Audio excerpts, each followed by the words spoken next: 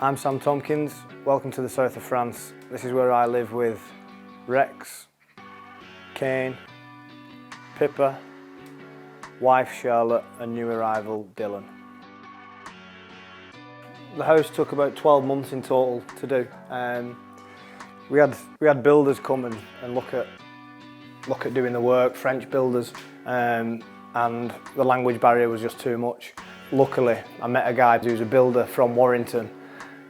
Went to the same school as my mum in Warrington, strangely, and he came round and said, you know, I can do it. He speaks fluent French, so at the time for me it was worth his weight in gold. So me and the family, we bought an apartment next door as well, and we just had to live in that, a little two-bed apartment with no outdoor space, no air conditioning.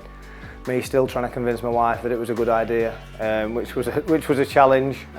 So the first 12 months we lived in an apartment while I could be as hands-on as possible with the house, doing everything I could. Yeah, luckily by the end of 2019 we got in for Christmas.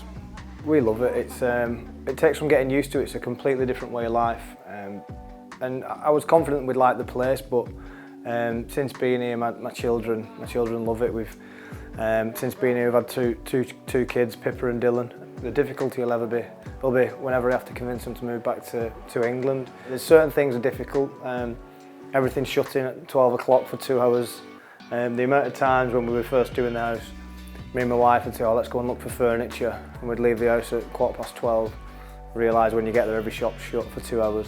You know, I think now we're fully settled in it. You know, like I say, my kids are happy in schools, and it's a great location. You know, we go to the beach on days off. We're 5 minutes to the stadium, so yeah, we're really lucky with what we've got.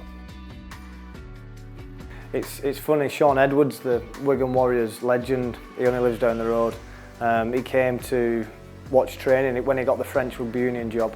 One of the stipulations was you have to live in France. They're based in Paris, so he's about 600 miles away, but it's still France. So he came for a look around this area, and he came to the stadium, and I was chatting with him, and he said, I can't believe there's so many Wiganers about. He said, I'll just live down here. So he bought a house, and yeah, it is strange. I never thought I'd be living in the south of France and knocking about with Shaun Edwards, but that's where it's taken me. I was born in Milton Keynes, but a few months after being born, I moved, and I've never been back. Yeah, my dad was a police officer, so he was moving around the country, just trying to work his way up the ladder. So I started off, born in Milton Keynes. Joel was born in Warrington. I was born in Milton Keynes. Then we moved to Chorley. That's where Logan was born. You know, been very lucky to have really supportive parents. You know, did everything for us in terms of making sure we could be playing rugby as kids. That included moving house to Wigan. We were playing at a club, Chorley Panthers, and at the time the standard wasn't great, and you know, I was only 6 or 7 years old, Joel was 8 or 9, and my dad said, oh, let's move to Wigan, there's better teams there, we'll give you the best chance. And it's only when I got older and I've got my old children that I thought, it's some sacrifice that moving house for your kids to play amateur rugby, but you know, it paid off. Comes to Tomkins. Tomkins goes for the gap, and Tomkins, I think, has scored. At 16, left school.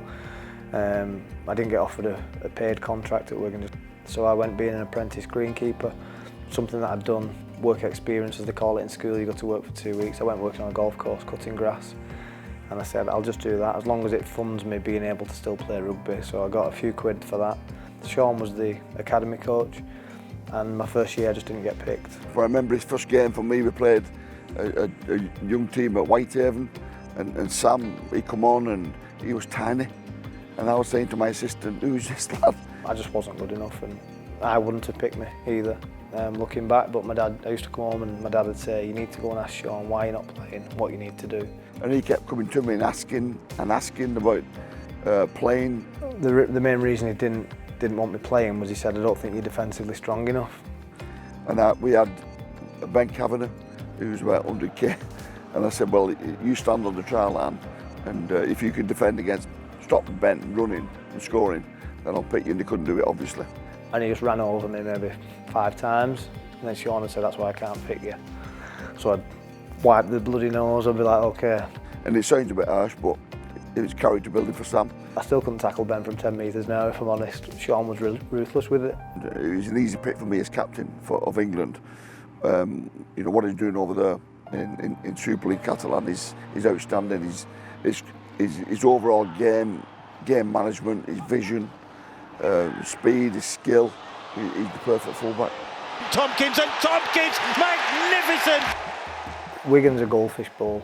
It's rugby league, you know, everywhere you turn, and I got this feeling that I want to go and do something different. Part of it's, you know, my parents are both from Warrington, and at 20 years old, my dad and my mum moved down south for my dad's work. I don't know if that's just been in me, you know, because Joel's been the same, but I just got this feeling I want to do something different. So I actually went and my agent Andy Clark got in touch with Saracens, and I had a meeting with Andy Farrell and some of the bosses from Saracens, and we agreed a contract. I'd go and play for Saracens in 2011. Ian Lenigan then put a spanner in the works with our buyout fees. You know, mine was pretty high, and Saracens in the end said, "Oh look, we'll take Joel, but we're not going to pay that money for you." I've always had a good relationship with Ian Lenigan, you know, very open, and he said, we'll get you a new contract and we'll sign you up for 5 years. So I did that. I still had the same feeling. It wasn't about money, because I was earning very good money at Wigan. I just wanted this challenge of moving somewhere else. Mixed emotions. You know, I was 24. I was thinking, you know, I've got it all good here. I'd won 2 Challenge Cups, 2 Grand Finals, living in my hometown, playing for the team that I'd begged and hoped to play for from being 12 years old. And all of a sudden I'm just firing it off. That's what it felt like. That was the doubts in my mind. Got there, and it wasn't an easy 2 years for me personally playing. As a group, we missed out on the playoffs by points difference. They were saying, you know, this kid from Wigan's going to come over and transform the New Zealand Warriors, and that definitely didn't happen. I didn't transform in one little bit. I loved living there. I loved that feeling of living away. And my second year, I got injured. I snapped the PCL ligament in my left knee. Chris Radlinski timed a phone call perfectly. Phoned me up and said, you know, how are you feeling?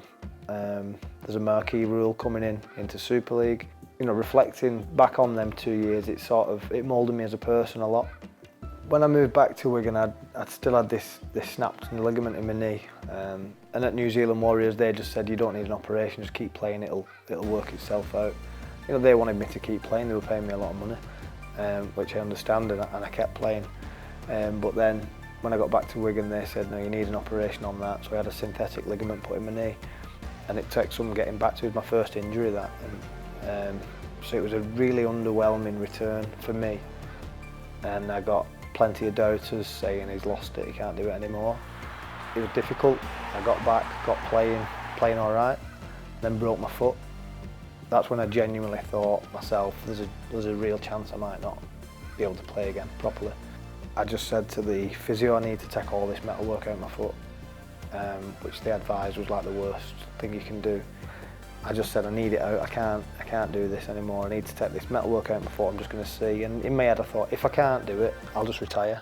After every session I had to ice my foot, I had to strap it before every game for about 2 years. It's only this is the first year, 2021, where I've not had an issue with my foot. He knows how to win big games.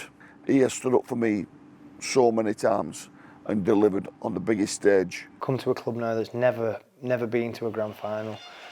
And I know what it means to the people here. You know, the people, they're mad for rugby league around here. They deserve it. You know, they genuinely do deserve a grand final. They deserve a successful rugby league team here. The actual impact he's had on the team has been sensational.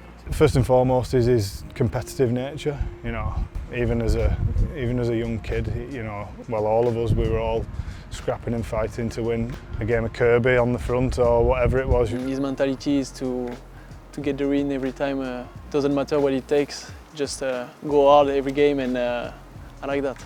For the French players, to put myself in their shoes, for the sort of their club, to be the first in that group, it must be, you know, for them even bigger than anyone else. Me playing, or James Maloney playing, or, you know, Sam Cassiano's been outstanding for us, but it's not going to be about anyone else apart from the French players. It must mean more to them. To be a part of the first team to do that, it'd be right up there with anything else I've ever won.